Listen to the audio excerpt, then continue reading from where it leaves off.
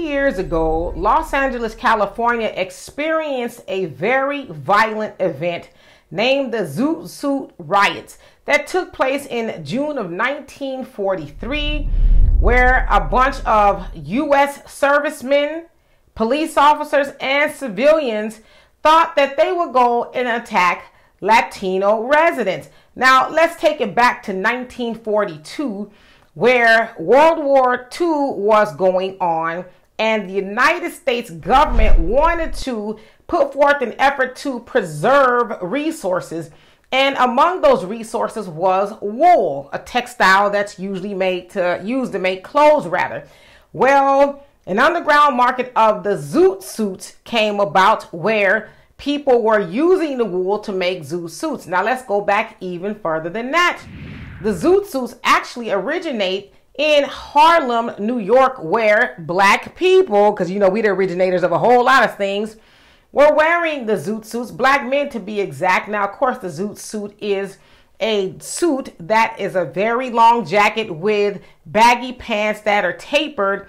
Also with the zoot suit, a hat might be worn with a very long pocket watch with a chain, and you know, other things that make it do what it do. So of course that fashion spread to that of Los Angeles, California, where Latino young men would, you know, wear the zoot suits to be fashionable or what have you. And some said, well, gangs wore them too. They actually called the Latino men that wore the suits pachucos. And so the pachuco young men would wear those. Now, the servicemen that would come from Long Beach did not like that. When they got off of the boats, they would see the Latino youth wearing the zoot suits, and they felt like that was unpatriotic because they should be reserving that wool for them, because that's what they were actually using the wool for, to make the servicemen's uniform as they were off to war and things like that. Well, let's take it back again to 1942, where a Latino youth, he was found murdered, and that murder was blamed on a gang that, you know, was running around or what have you. And it is said that 22 of them actually was sentenced to jail for something they really did not do, right? So that was considered to be a grave injustice. All right, let's go back to 1943. I know we're kind of all over the place, but on May 31st, it is said that a serviceman was beaten by Latino youth. And so a couple of days later, about 50 servicemen showed up to the parts of Los Angeles where Latinos were, and beat them up. And so that grew into a big giant riot over the next couple of days, where, as I said, it was servicemen, police officers, and civilians. They would go about Los Angeles seeking out anybody wearing a zoot suit. Well, of course, Latinos weren't the only ones wearing zoot suits. It was also black men. Black men, unfortunately, got gaffled up, if you will, into the riot. And those white men, because let's keep it real, it was white men that comprised of the Navy, the police officers, and other civilians. They were snatching black men, Latinos, and Filipinos out of cars, movie theaters, anywhere they can find them, right? And once they would get a hold of them, they would cut the zoot suits off of them, lots of times leaving them half naked in the middle of the street. Now, it is said that one particular black man who was nowhere even involved in any of that, he was actually riding in a cab, and the mob saw him, and he had a work badge on that said he worked at the docks or something like that. They didn't care. They snatched him out of the car and gouged out one of his eyes.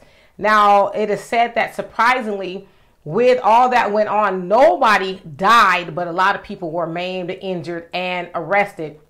It is also said that many of the people that were arrested were actually the victims, the black, Latino, and Filipino men.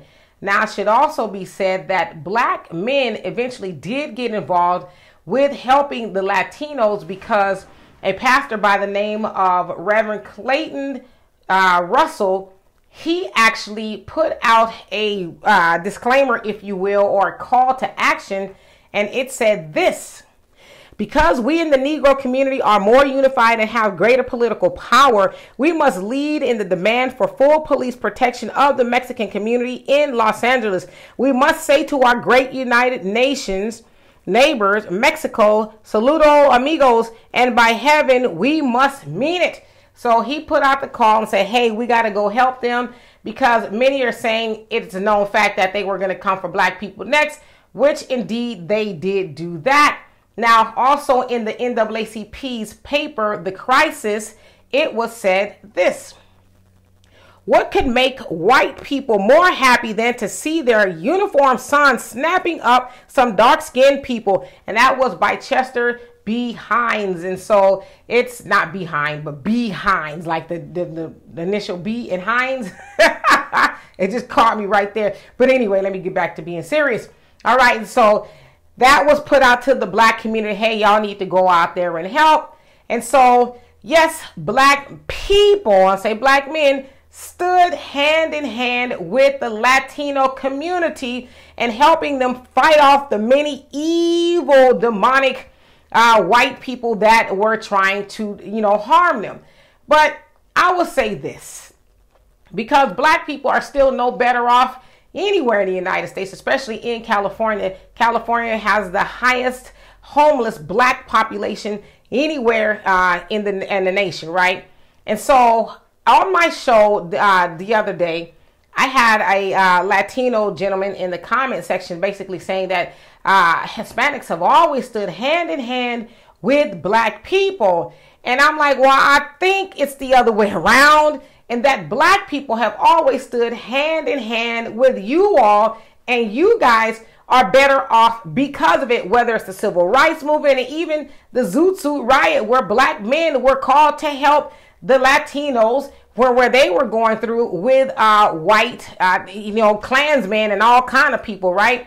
And so, again, here we are, and we are still helping Latinos. Now, you might say, well, how is that, Demetra? Well, y'all know that black people disproportionately vote for the Democrats more than we vote for anybody else, right? The Democrats cannot be where they are if it's not for black people. But even still, we are seeing the Democrats bring in more and more migrants so that they can set them up in housing and do for them, while black people are saying, hey, y'all forgot about us. We want our reparations. What about the things that we have done in the United States to help everybody else? And what about the things that have happened to us in the United States, right? So again, that's one other moment in history how black people were affected, and we still have nothing to show for it. Now, some people say, well, Latinos and Filipinos were affected too. Then go and look and see where they are in society here in America. They're better off, aren't they? Yes, they are. So it's another reason why we as black people in America need our reparations. So anyway, y'all tell me what you think of this. And for more insightful commentary, please subscribe to this channel and my channel, The Demetra Kaye Show, here on YouTube. Peace.